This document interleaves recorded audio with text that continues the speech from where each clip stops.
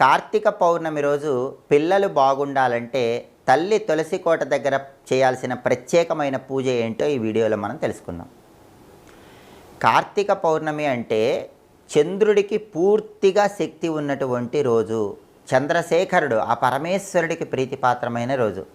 కాబట్టి ఆ రోజు ఆడవాళ్ళు తులసి కోట దగ్గర ఒక ప్రత్యేకమైన పూజ చేస్తే సంవత్సరం మొత్తం మీ పిల్లల జీవితం బాగుంటుంది. పిల్లలు ఆయురారోగ్య అష్టైశ్వర్యాలతో ఉంటారు. వాళ్ళకి అదృష్టం బాగా కలిసి వస్తుంది.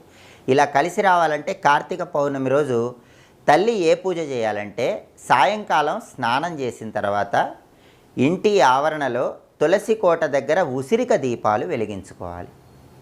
అంటే ఉసిరికాయ పైన పెచ్చు తీసి దాని మీద కుంభవత్తి ఆవు నెయ్యిలో తడిపి ఆ కుంభవత్తులు వేసి దీపం వెలిగించాలి. ఇలా ఉసిరిక దీపాలు తులసికోట దగ్గర వెలిగించి ఆ తర్వాత ఒక తమలపాకు తీసుకొని తులసికోట దగ్గర